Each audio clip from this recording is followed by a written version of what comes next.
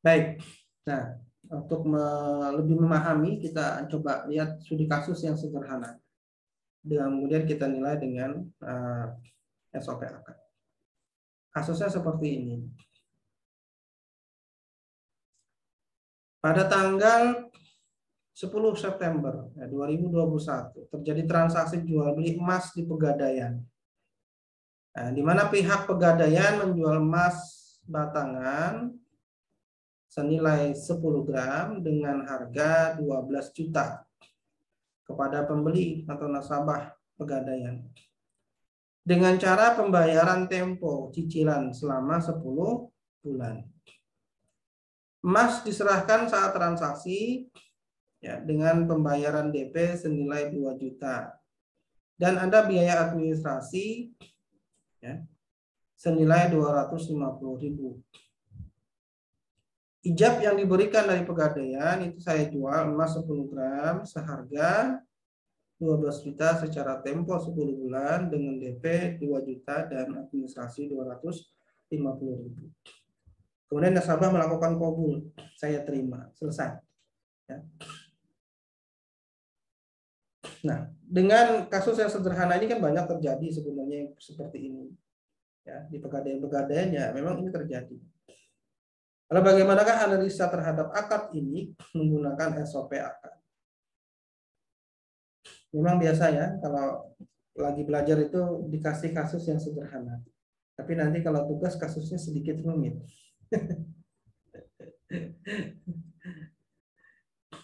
Ini kalau kasusnya sederhana. Nah, baik, kita buka SOP akad kita ya dengan kasus tadi. Ya, kita menggunakan model kanvas ini. Nah, ini kita masukkan faktanya. Siapa pihak pertama? Pihak pertama tentu saja karyawan Pegadaian, ya kan, sebagai penjual. Pihak kedua nasabah Pegadaian. Ini pihak keduanya adalah pembeli. Nah, kita sudah mulai masukkan berdasarkan faktanya. Apa sih yang dijual? Yang dijual tadi adalah emas. Berapa nilainya? Emas 10 gram kan? Apalagi yang menjadi syarat dari penjual, barangnya ada. Ya. Kemudian pembayarannya dengan kredit, ada DP-nya, ada cicilan bulanannya. Dan ada biaya administrasinya. Nah, ini dari sisi pihak pertama. Dia menawarkan itu. Nah, lalu bagaimana dengan pihak kedua? Ya. Pihak kedua itu menyepakati apa tadi? Ada harga kredit ya 12 juta harga emasnya. Ini barangnya, ini iwatnya. Ya. Apakah dibayar tunai 12 juta? Tidak, karena pihak pertama mensyaratkan pembayarannya kredit. DP-nya berapa yang dibayarkan oleh pihak kedua? 2 juta. Kemudian ada administrasinya 250.000. Berarti masih ada utang 10 juta ya yang dibayar dengan cicilan. Nah, ini fakta ya, cicilannya 1 juta per bulan karena waktunya tadi diberikan 10 bulan. Ini adalah iwat dari pihak kedua.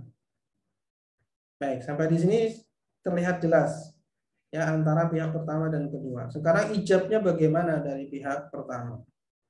Saya jual emas 10 gram seharga 12 juta secara tempo 10 bulan dengan DP 2 juta, admin 250.000. Kabulnya tadi saya terima.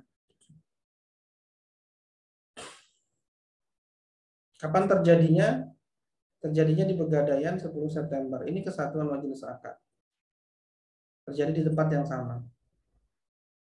Ada serah terima, emas diserahkan saat akad sebagaimana tadi kasusnya. Ya, emas diserahkan saat akad, sedangkan pembayaran itu dengan cicilan, DP 2 juta, cicilan 1 juta per bulan. Ya, ada administrasi yang dibayarkan saat akad, yang diserah terimakan saat akad itu 250.000.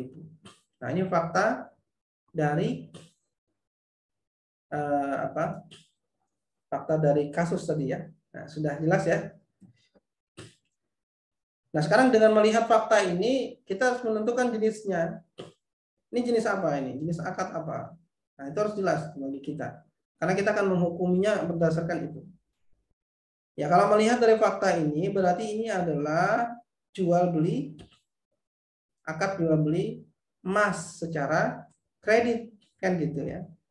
Jadi dengan fakta yang kita lihat ini, maka kita bisa menyimpulkan transaksi ini adalah jual beli emas secara kredit. Nah, lalu bagaimana hukum jual beli emas secara kredit? Itulah yang menjadi sakopah kita yang harus kita punya. Ya, karena konsultan itu dia memang memiliki keilmuan untuk kemudian menghukumi, ya, memberikan solusi. Nah, oleh karena itu kita belum bisa menyimpulkan apa-apa nih sah batil atau fasad ya sebelum kita melakukan analisa. Baik. Nah, sekarang nanti akan ini kan karena faktanya sedikit ya, masih muat dengan cara seperti ini kan muat masih masih muat masukinnya ke dalam kanvas. Nanti yang digital kita menggunakan begini ya. Nah, ini pihak pertama, pihak kedua, ini yang digital ya. Kita akan fokus kepada subjek dulu. Tadi apa isinya? Penjual, karyawan pegadaian, pembelinya nasabah pegadaian. Oke. Sekarang kita kalau ingin menilai ini apakah sah atau tidak, ya, maka kita berasumsi ini. Karena orang yang bekerja di pegawaian itu bukan pasti dia sudah menjadi wakil kan? Wakil dari si pemilik pegadaian. Nah, kalau dia menjadi wakil itu berarti dia sah, ya. Sah karena dia adalah wakil pemilik emas di pegadaian. Ini seorang pegawai, sudah mestilah dia balik dan berakal sehat. Begitupun juga dengan pembeli. Karena syarat membeli di pegadaian itu memang sudah harus balik dan berakal sehat. Maka kita menganggap posisinya ini, ya, pihak pertama dan pihak kedua ini sah melakukan transaksi. Tidak ada masalah. Dari sisi al-akidani, ya, dua pihak. Nah, nanti kalau kemudian kasus ini harus dicek, ya silakan dicek gitu, ya. Kalau harus dicek misalnya lewat KTP dan seterusnya, nah, itu bisa. Kalau dalam akad yang lebih rumit itu biasanya sudah ada kejelasan. Kemudian yang menjadi objeknya tadi itu ada emas 10 gram, barangnya ready, pembayaran kredit, biaya admin, ya.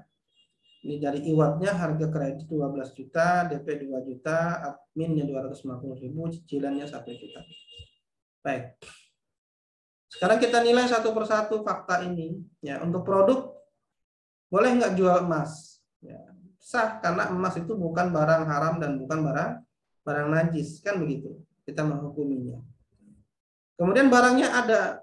Ya, barang ada itu sah. Ya. Karena memang barang ribawi wajib ada, wajib ready, wajib ada di saat transaksi. Emas ini kan masuk dalam kategori barang ribawi. Nah, untuk tahu ini barang ribawi itu sakofah tadi, ya. Itu sakofah. Kemudian pembayarannya dengan cara kredit dengan DP dan cicilan bulanan. Boleh nggak dalam kredit emas? Ini tidak boleh. Ya. Syarat ini batil. Pembayaran seperti ini batil, ya. Karena jual beli emas itu wajib tunai. Nah, maka kita memasukkan warna merah nih supaya langsung kelihatan ya di mana letak salahnya. Kemudian ada biaya administrasi. Biaya administrasi.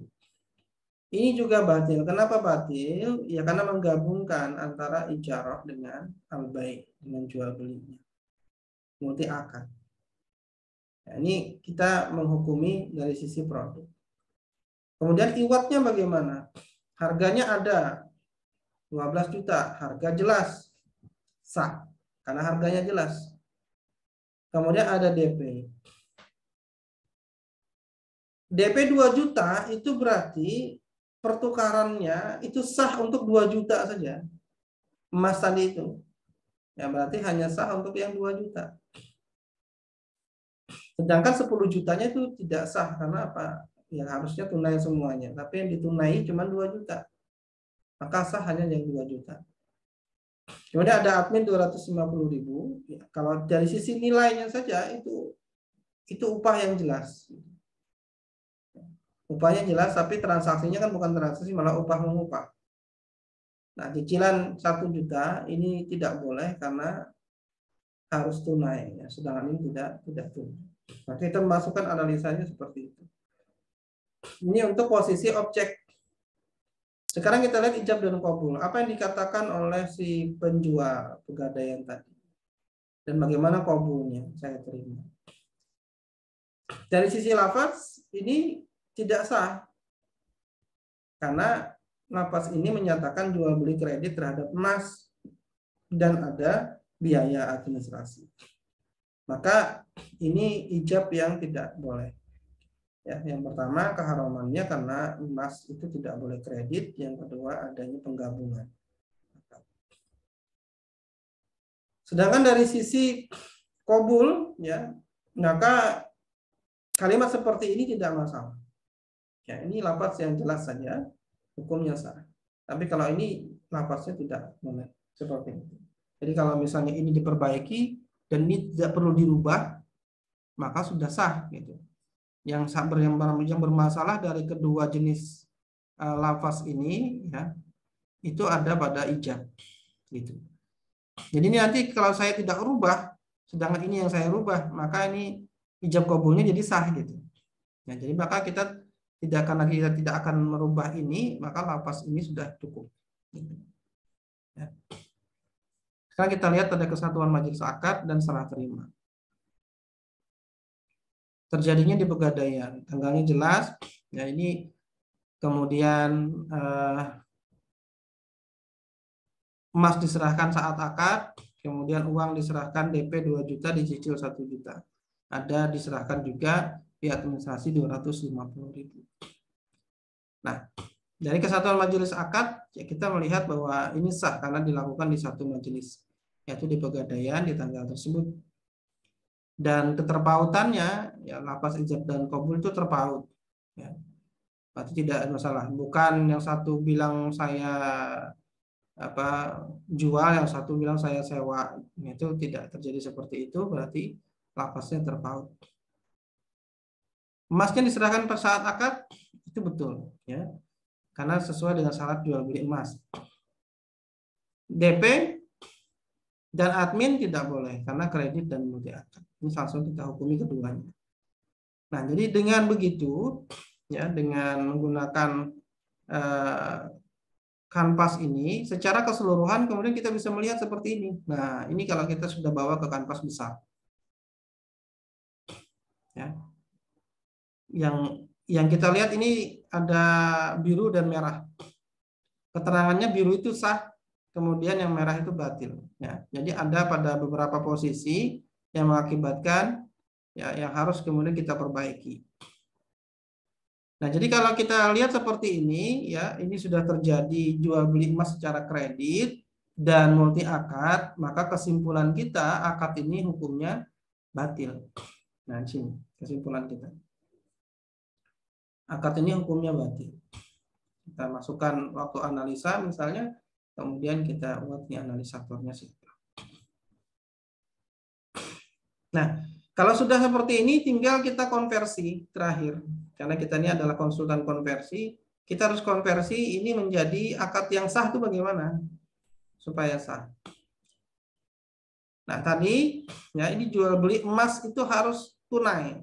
Berarti yang kita masukkan jenis akadnya itu jual beli emasnya harus tunai. Di mana penjual ini tidak berubah sebagaimana yang tadi, yang asal. Cuman pada posisi produk ini yang kita rubah, ya. Emas ini tetap barangnya harus tetap ready, kita tidak merubah ini, ya. Yang kita rubah ini. Pembayaran tunai di majelis akad. Tidak boleh ada DP, tidak boleh ada cicilan. Itu yang kita rubah. Ya, berarti tadi kita yang batil tadi kita buang, kalau nggak dibuang tidak akan pernah sah. Itu. Kemudian iwat, ya. Iwatnya ini kalau memang mau nilainya tadi 12.250, ya berarti tetapkan saja harganya 12.250, bukan 12 juta dan admin 250.000, tidak perlu begitu. Satukan saja, saya menjualnya dengan 12.250.000, selesai. Kalau begitu penetapan harganya maka sah. Itu tidak ada multi akad, ya.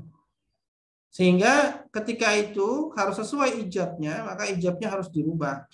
Saya jual emas 10 gram seharga 12.250.000 secara tunai.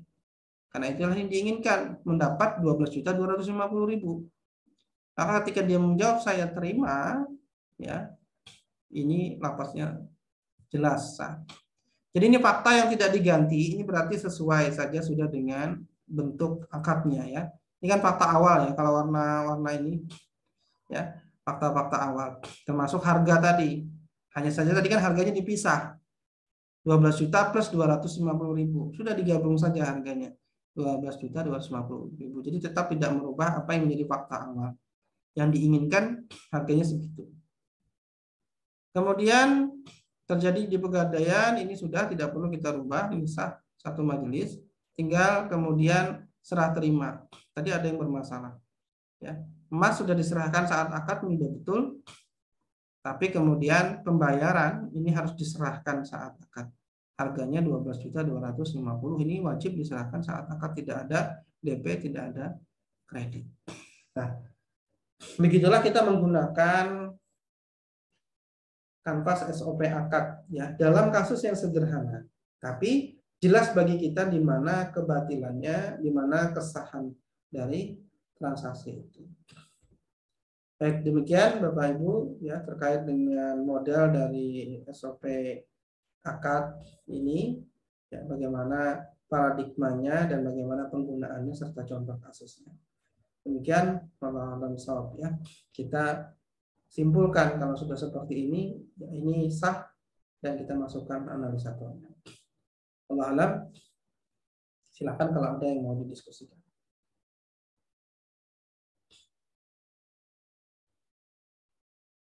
Baik, tafadhol Bapak Ibu. Saatnya. Assalamualaikum warahmatullahi wabarakatuh. Waalaikumsalam. Masya Allah, lama tidak ketemu ini. Sehat nggih Guru? Nggih, alhamdulillah. Alhamdulillah. Ini saya balik lagi ke Samarinda ini sekarang ini. Oh, sudah di Samarinda lagi ya? Iya, sudah di Samarinda lagi. Masya Allah nih, alhamdulillah ini kita semakin tercerahkan ya dengan sistem kanvas ini, dengan blok-blok tadi yang sudah diuraikan oleh guru kita tadi. Masya Allah ini semakin mempermudah kita ya. Soalnya ini apa ya? Sebuah akad ini semakin telanjang di depan kita salah dihadapkan pada sebuah diagram yang langsung tes oh gitu. Ini menuntun banget ini. Ini saya tidak terbayang, sekian kali saya menyampaikan materi-materi ini tidak terbayang kalau ada blok-blok seperti ini yang membuat kita mudah gitu untuk menganalisa sebuah jenis akad. Masya Allah, terima kasih. Ini insya Allah sangat jelas sekali dengan uraian tadi itu.